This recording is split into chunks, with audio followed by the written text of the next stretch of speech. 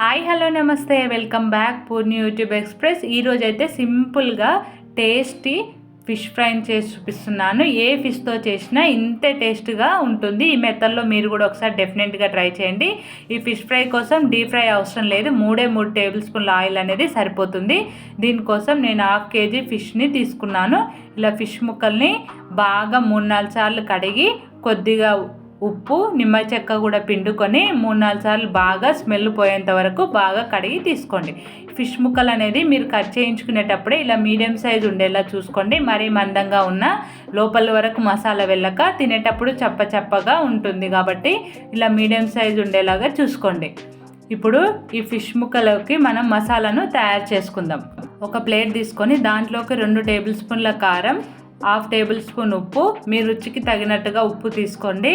1 table spoon ధనియాల పొడి, 1/2 table spoon మిరియాలు జీలకర్ర కలిపిన పొడి, మీరు కావాలంటే సపరేట్గానైనా వేసుకోవచ్చు. 1/2 table spoon garam masala, 1/2 table spoon పసుపు, 1 టేబుల్ స్పూన్ కార్న్ఫ్లోర్ని వేసుకోండి. కార్న్ఫ్లోర్ వేయడం వల్ల మన ఫిష్ ఫ్రై అనేది పైన లేయర్ క్రిస్పీగా ఉంటుంది, టేస్ట్ చాలా బాగుంటుంది. కార్న్ఫ్లోర్ లేకపోతే దాని ప్లేస్లో 1 టేబుల్ స్పూన్ బియ్యం పిండినైనా వేసుకోండి. ఇప్పుడు అరచెక్క నిమ్మరసాన్ని ఇందులోకి పిండుకొని 1/2 టేబుల్ స్పూన్ ఆయిల్ని కూడా ఇందులోకి వేసుకోండి. ఇప్పుడు దీంట్లోకి కొద్దిగా వాటర్ అనేది యాడ్ చేసుకోండి. వాటర్ అనేది కొద్దిగా చూసుకొని యాడ్ చేసుకోండి. ఇప్పుడు ఇది మొత్తం ఒకసారి బాగా కలిపి ఈ మసాలా కన్సిస్టెన్సీ అనేది ఈ విధంగా రావాలి. మరి పల్చగా ఉంటే ముక్కలకి మసాలా బాగా పట్టదు. ఈ కన్సిస్టెన్సీలో మసాలా ఉంటే పర్ఫెక్ట్గా ఉంటుంది. ఇప్పుడు ఈ మసాలాని మన ఫిష్ ముక్కలకు బాగా పట్టేలాగా పట్టించుకోండి. ఫిష్ ముక్కలకు బాగా మసాలా పట్టేలాగా ఈ విధంగా చేతితోని మసాలాను పట్టించుకోండి. అన్ని వైపులా మసాలా పట్టేలాగా ఇలా పట్టించుకోండి అన్ని ఫిష్ ముక్కలకి. అదేవిధంగా మన ఛానల్ ఫస్ట్ టైం కనుక చూసినట్టయితే సబ్స్క్రైబ్ చేసుకోకపోతే ఒకసారి సబ్స్క్రైబ్ చేసుకోండి.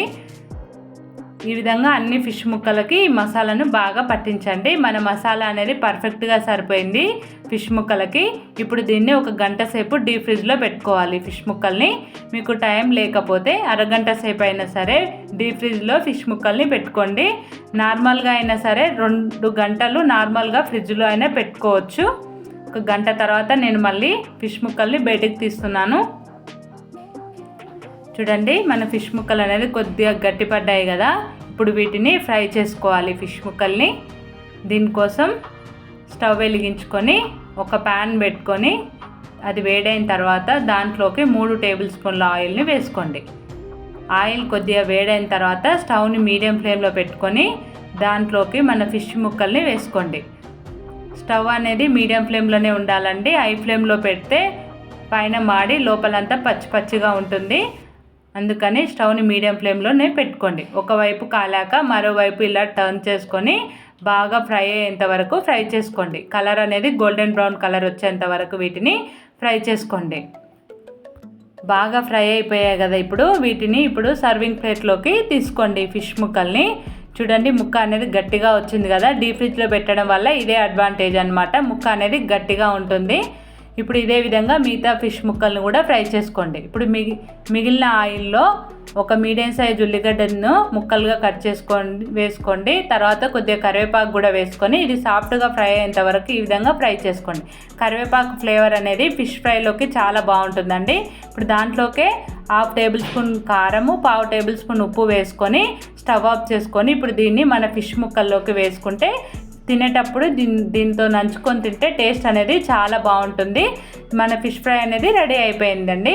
ఈ వీడియో కనుక మీకు నచ్చినట్టయితే లైక్ చేయండి, మీ ఫ్రెండ్స్ రిలేటివ్స్కి షేర్ చేయండి. Thanks for watching. Bye bye.